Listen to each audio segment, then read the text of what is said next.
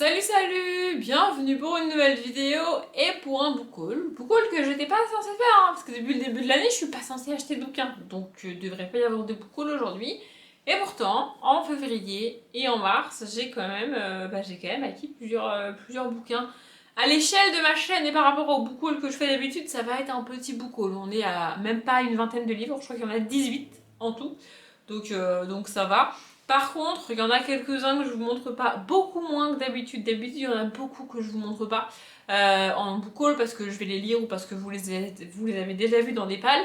Mais là, comme j'ai pas acheté énormément de livres, bah, il y en a pas beaucoup que je vous montre pas. Vous voyez, c'est cohérent. Puisque, comme d'hab, je vous montre tous les livres que j'ai achetés depuis le dernier book haul que j'ai fait, mais que vous n'avez pas déjà vu ou que vous n'allez pas voir dans peu de temps. Là par exemple, il y en a deux que j'ai déjà lus, que vous allez voir dans pas très longtemps, donc ils sont pas là, mais tous les autres sont là. Et pour la plupart, c'est des livres que j'ai achetés parce que je veux les lire dans les semaines qui viennent. Genre vraiment, vous allez les revoir dans peu de temps, dans des pales, c'est sûr. Oui, c'est mon excuse pour pouvoir les avoir achetés. Pas très français, mais vous avez compris. Bref, on y va.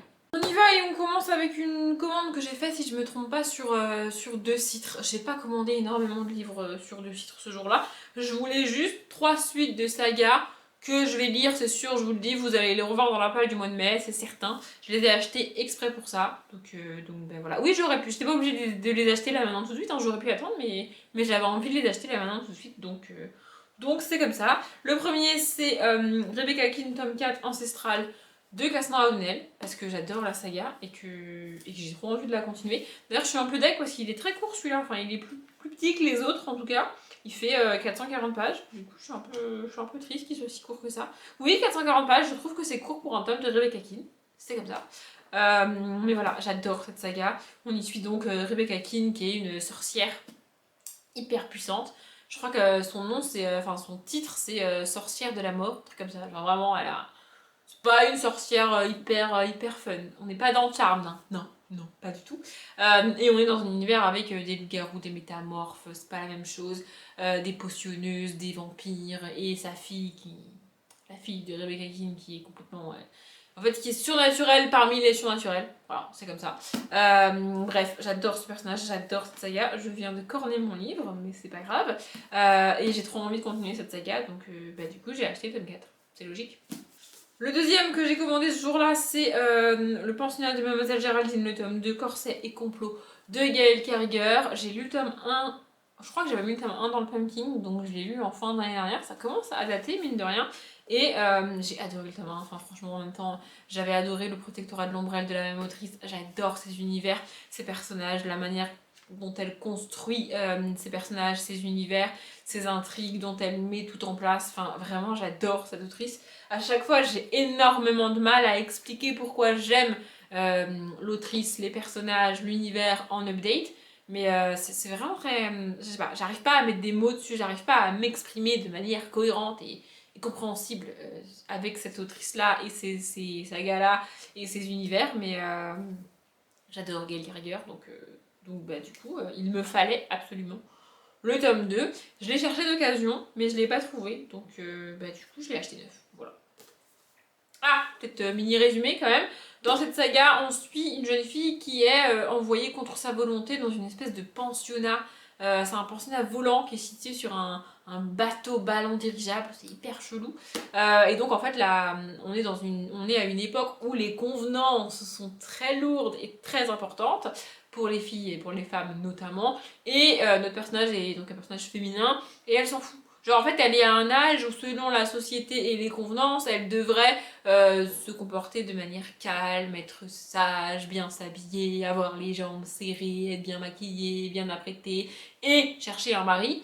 Mais spoiler alert, c'est pas du tout ce qui l'intéresse et donc du coup elle ne correspond pas aux standards de la société et aux convenances de la société et donc sa mère l'envoie dans un pensionnat pour qu'elle apprenne les bonnes manières et pour qu'elle corresponde à ce que devrait être une jeune fille de son âge selon la société. Voilà. Donc c'est un postulat de départ très sexiste, c'est assez souvent le cas avec Gail Carriger, mais elle détourne ça et c'est ça que j'adore. Sauf que donc du coup dans ce pensionnat, notre personnage principal qui s'appelle, c'est peut-être marqué derrière, elle a un prénom assez compliqué, Sophronia, voilà, va découvrir que oui, certes, on va lui apprendre les bonnes manières, mais on va aussi lui apprendre à espionner les gens, à empoisonner les gens, et à se servir du fait qu'elle doit paraître transparente dans toutes les soirées mondaines pour justement espionner. Le titre du tome 1, c'est d'ailleurs étiquette et espionnage. Voilà. Et j'adore ce détournement des convenances d'une époque très stricte pour les femmes, et j'ai trop hâte de lire le tome 2, donc du coup je l'ai acheté.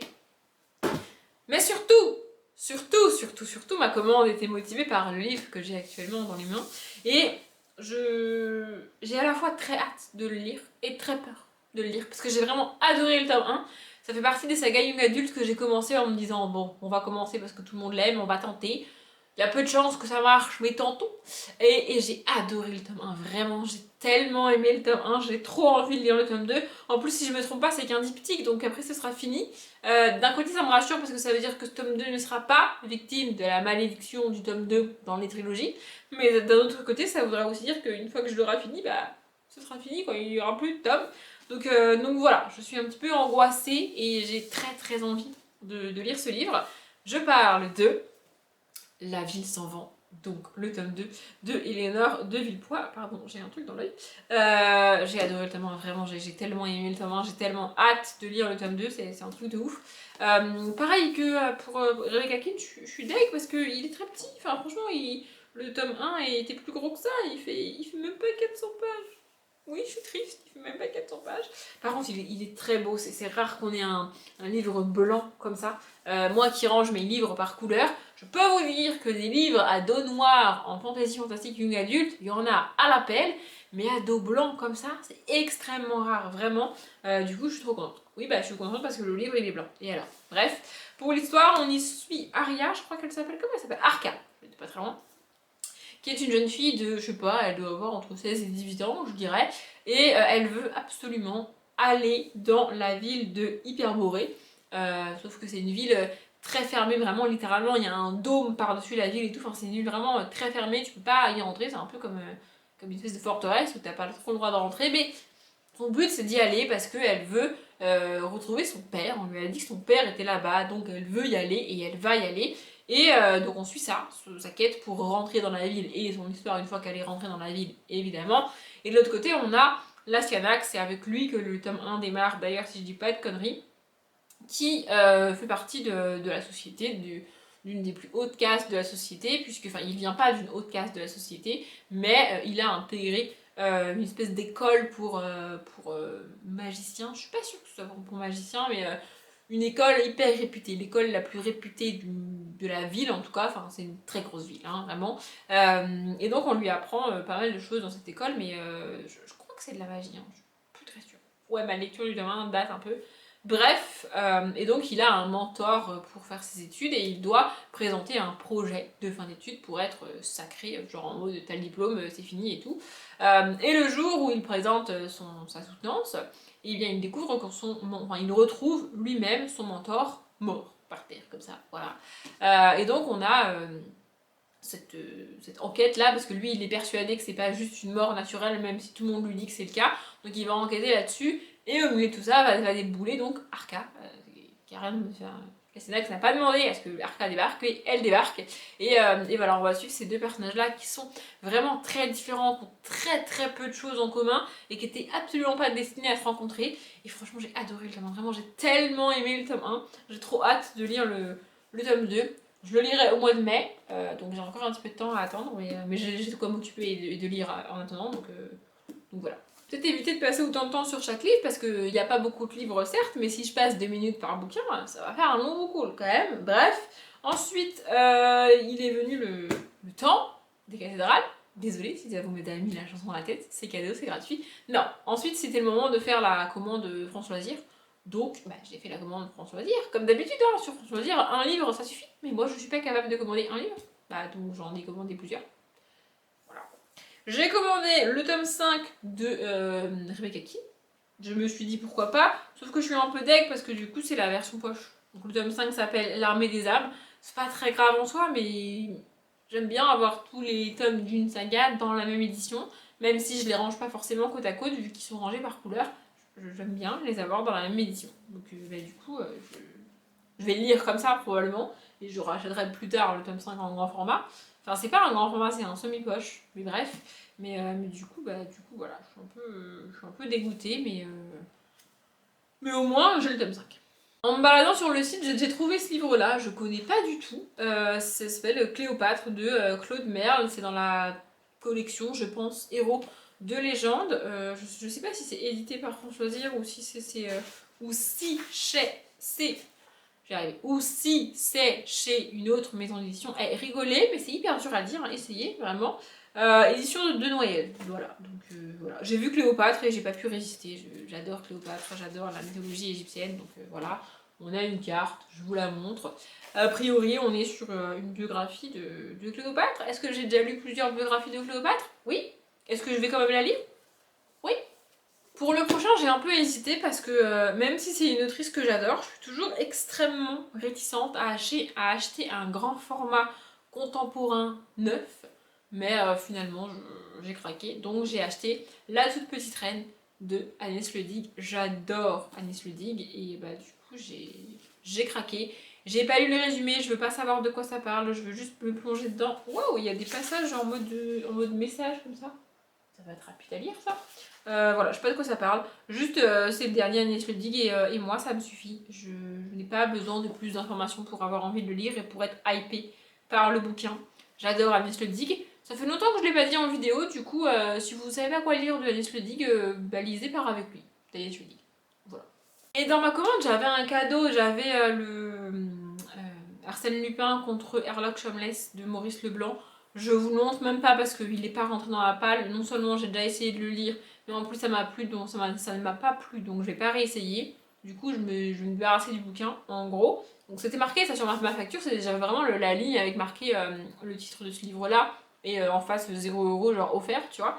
Mais dans mon colis, j'avais aussi un autre bouquin qui n'est pas sur la facture. Je ne sais pas pourquoi ils l'ont rajouté, je ne sais pas s'ils se sont trompés, j'en sais rien, en tout cas, j'ai eu un bouquin.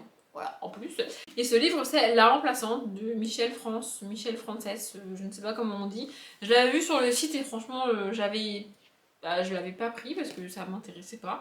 Voilà, en gros, on a un congé maternité à haut risque, une remplaçante parfaite, trop.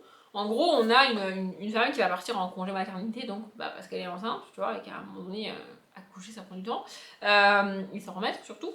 Bref, et donc pendant qu'elle est en congé maternité, on va prendre une remplaçante, et a priori, cette remplaçante va la remplacer non seulement dans son travail, mais aussi dans sa vie. C'est ce que j'ai compris du résumé. Alors je vois pas comment c'est possible, vu qu'elle vient d'accoucher, comment elle peut la remplacer dans sa vie. Je sais pas. J'ai pas trop compris. Quand je l'avais vu sur le site, je me suis dit ouais non, ça va pas l'air ouf. Mais bon, je l'ai eu, donc voilà. Je pense qu'il va traîner dans la palle un sacré paquet de temps avant que je le lise, mais un jour je lirai. Voilà, si vous l'avez lu, si vous connaissez l'autrice, si vous savez, parce que c'est marqué auteur de la petite amie, je ne le connais pas non plus, donc si vous connaissez et que c'est bien, dites-le moi. Si vous connaissez et que c'est pas bien, dites-le moi. Voilà. Le livre suivant, je ne sais plus où je l'ai acheté, je ne sais plus quand je l'ai acheté, je ne sais plus par quel miracle il est arrivé dans la palle, mais je l'ai. Et je présente toujours les livres en book haul dans l'ordre dans lequel je les ai achetés. Et là, je les note dans un carnet dans l'ordre dans lequel je les ai achetés. Et là, dans l'ordre, c'est le suivant. Sauf qu'il correspond à aucune autre commande et je me rappelle pas l'avoir commandé tout seul. Je sais pas. Peut-être je me suis trompée dans mon carnet et je l'ai commandé en même temps que le Rebecca Kin, la 1120 et tout là, mais je ne sais plus. Bref, en tout cas, je l'ai. Et c'est Le Club de l'Ours Polaire, le tome 3, L'Atlas Fantôme de Alex Bell. J'attendais ce tome avec très beaucoup d'impatience. Ouais, voilà, je n'arrive même plus à parler. En fait, il est sorti il y a quelques temps, en grand format, mais moi j'ai les 2 premiers tomes en poche. Du coup, j'attendais qu'il sorte en poche et il est enfin sorti en poche. Je pense que je vais le garder pour le Cold Winter. Oui. Mais vraiment, j'adore cette saga. On y suit Stella qui, dans le tome 1, veut absolument intégrer le club de l'ours polaire. C'est le titre du tome 1. Sauf que c'est un club réservé aux hommes. Et on lui dit, bah non, en fait, t'es une femme, donc non. Mais elle se bat pour intégrer ce club-là parce que intégrer ce club-là, ça lui permettrait de faire des expéditions dans le Grand Nord, dans la neige, dans la glace et tout. Et c'est ce qu'elle veut faire, mais parce qu'elle est une femme, elle n'a pas le droit de le faire. Donc elle se bat pour y arriver dans le tome 1. Et au cours du tome 2, on apprend plus sur sa vie, ses origines et tout, parce que c'est une petite fille qui a été adoptée, et donc elle cherche qui elle est, et qui sont ses parents, et pourquoi ils l'ont abandonnée, et tout et tout. Ici, pour le tome 3, je sais pas c'est quoi l'histoire, et je veux pas savoir, je veux juste le lire. Mais vu la couverture, on a un peu l'impression de partir en mode piraterie. Donc ça a l'air cool. Franchement, ça a l'air cool. Les espèces de gargouilles et tout, c'est hyper chelou. Je sais pas si vous... Je la trouve magnifique, la couverture avec le bateau et tout. Enfin, vraiment, je trouve ça trop beau. J'ai trop hâte. Voilà. Je sais plus où je l'ai acheté, je sais plus quand je l'ai acheté, mais je suis contente de l'avoir acheté.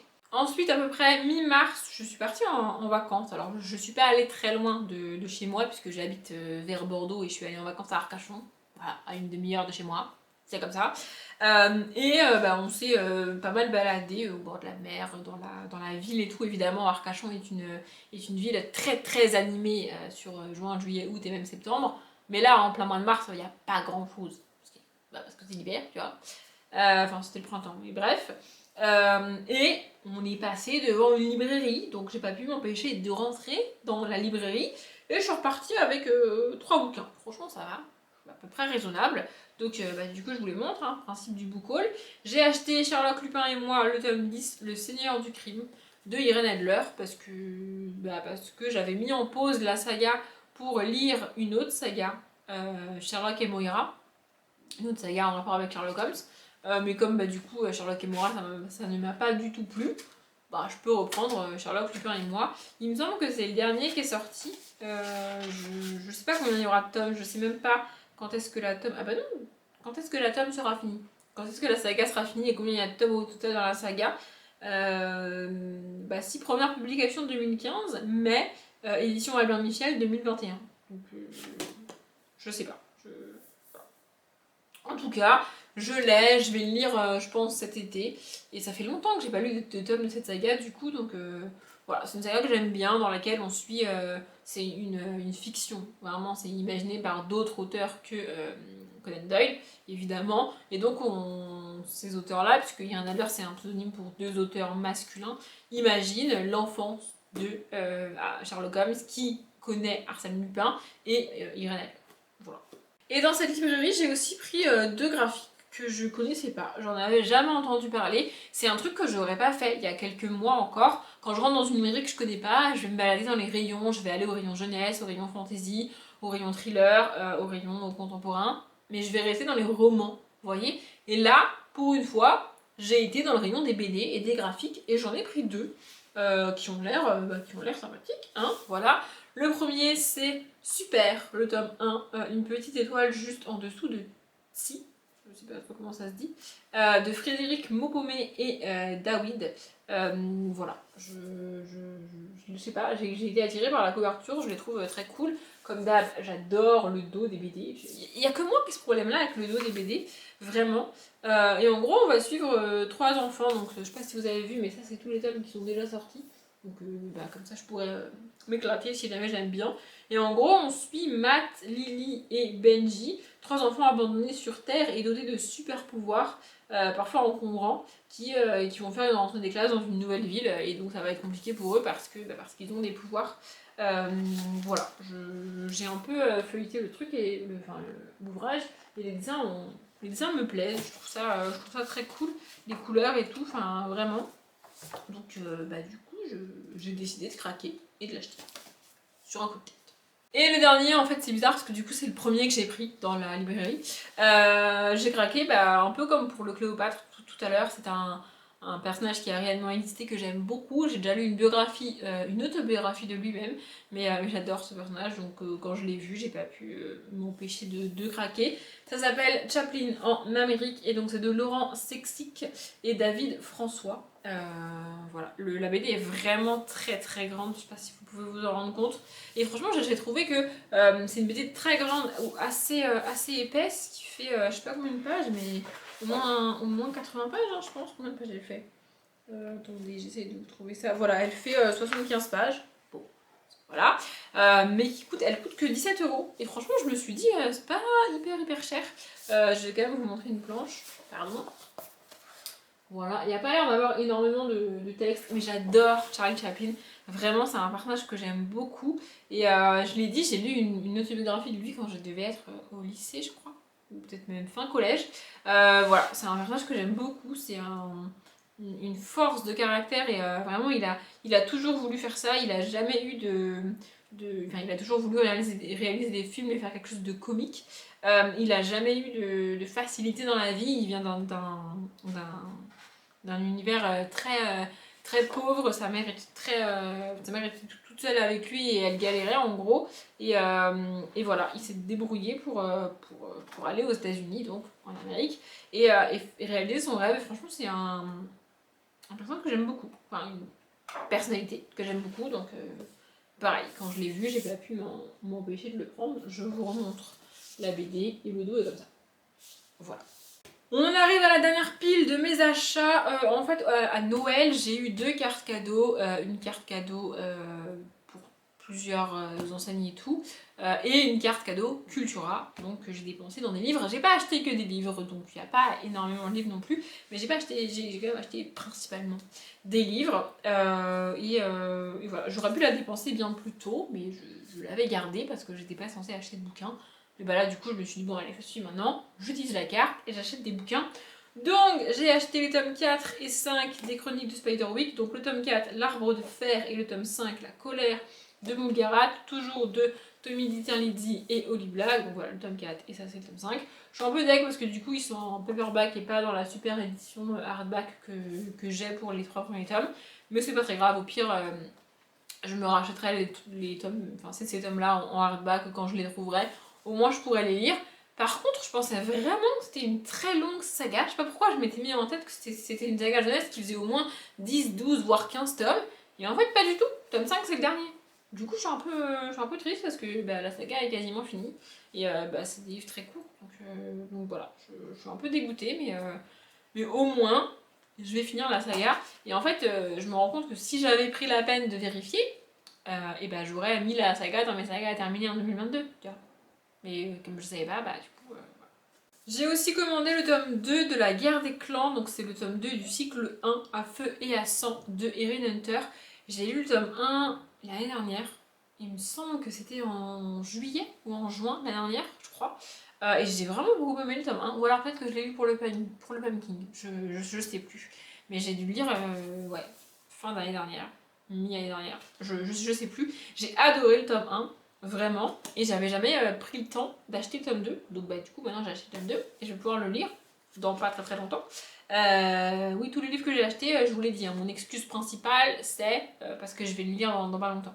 Donc voilà, bref. Voilà, dans le tome 1 on suit un chat, parce qu'on est dans un univers où les personnages sont uniquement des chats. Et donc on suit un jeune chat qui est un chat domestique et tout, et un jour c'est un chaton même, et un jour il part dans la forêt à côté parce que bah, il veut découvrir, il veut se balader et tout, on lui a dit que c'était dangereux, oui c'est un chat qui parle, mais il veut quand même y aller donc il y va, et il découvre qu'il y a des clans, des clans de chats qui vivent là-bas, et on lui propose de rester avec eux, et donc bah du coup à partir de là on va suivre son aventure dans cette forêt avec ses clans et tout, et franchement je m'attendais à rien. Ça fait partie des livres que j'ai commencé en m'attendant à les abandonner parce que j'aime pas les chats.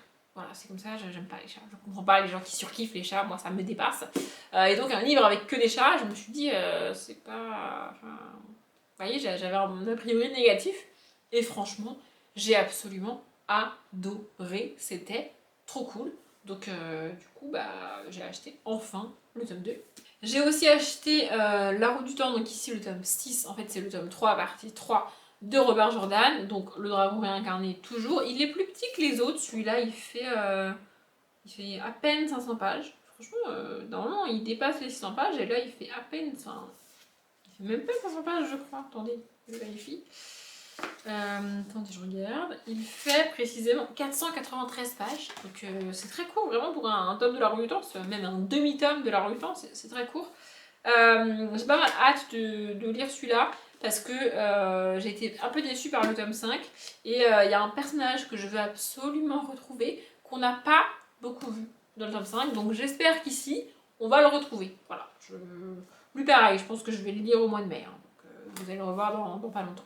Et enfin, le tout dernier livre, après c'est fini, je vous laisse tranquille, c'est une BD, et donc c'est Les Sœurs Grémillet, le tome 2, Les Amours de Cassiopée, Di Gregorio et Barbucci, je sais pas comment ça se dit, je suis désolée. Voilà, j'ai lu le tome 1, pareil, pendant le meeting, et du coup, je me suis pris le tome 2. Je crois qu'il est sorti il y a pas très longtemps, lui non plus, 2021. Voilà. Achevé de l'imprimer en septembre 2021. Donc, du coup, bah voilà, ça fait pas hyper longtemps qu'il est sorti.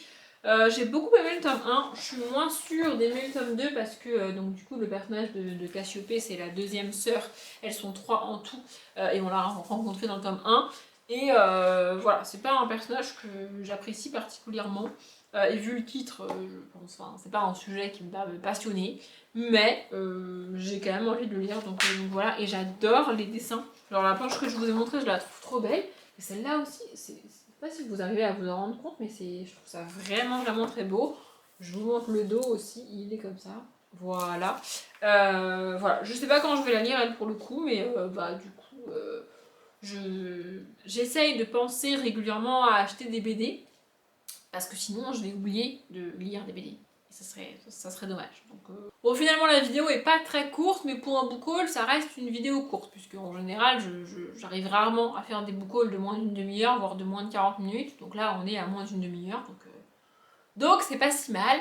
J'arrête de parler. J'espère que le book haul vous a plu. Comme d'habitude, je vous souhaite une bonne journée, un bon après-midi, un bon appétit ou une bonne nuit. Et je vous dis à bientôt.